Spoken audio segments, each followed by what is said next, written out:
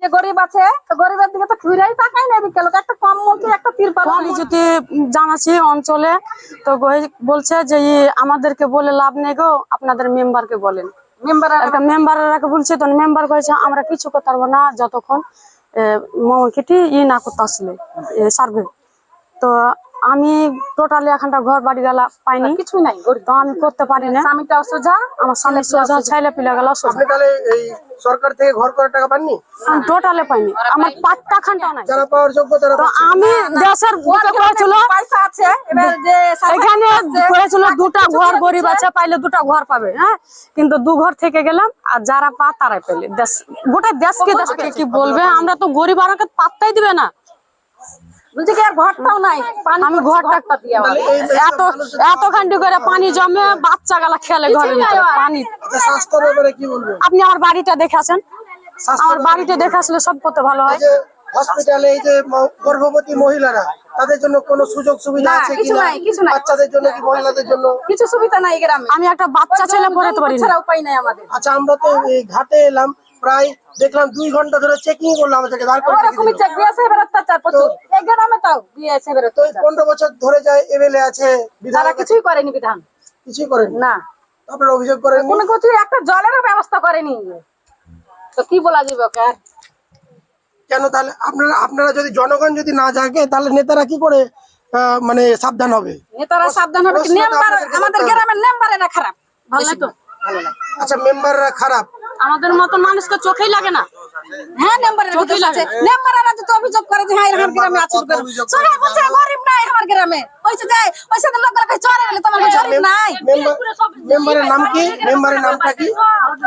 মেম্বারের নাম কি? মেম্বারের নাম আর বলা যায় না।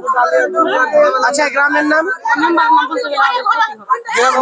মানে এতটা ভয় দেখিয়ে রেখেছে যে মেম্বারের নাম বললে সে বাড়িতে এসে তখন অত্যাচার করবে। 1 নম্বর চর পিরোজপুর। মেম্বারেরা যদি নিয়ে আসে তো ঠিক আসবে, কিন্তু কইছে গরিব নাই, সোজা দিচ্ছে।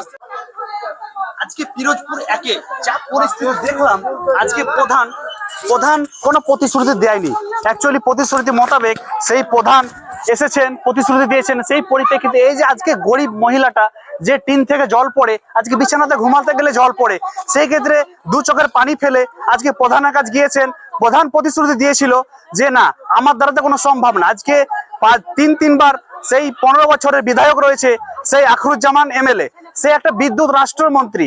সেই ক্ষেত্রে আজকে পিরোজপুরের 1 নম্বরের যে বেহাল দশা, সেই ক্ষেত্রে গরিব মহিলাটার অবস্থা দেখতে পাচ্ছেন, ইট খুলে খুলে পড়ছে, সেই ক্ষেত্রে কোনো পদক্ষেপ নেননি।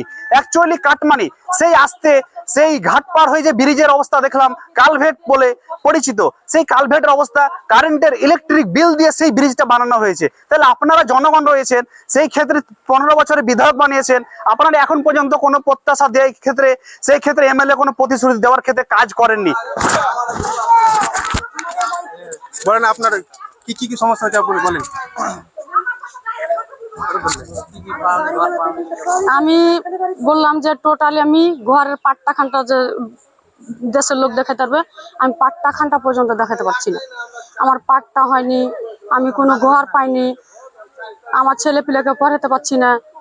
ছেলে পিলে গেলা কাঁদছে যে হ্যাঁ মা ভর্তি হবো, বেটাটা কয়েছে আমি স্কুলে মা ভর্তি হবো, করিমের স্কুলে, বেটাটাকে ভর্তি করতে পারিনি। আপনার বেহাল দশা ঘরের, তারপরেও সরকার কিছু কি উন্নতি করছে না আপনাদের? না, কই আমি যে জানালাম যে মমতাকে ফোন করে, তো কই আমি আজ গত 2 বছর হয়ে গেল, কই কিছুই এখানে হয়নি।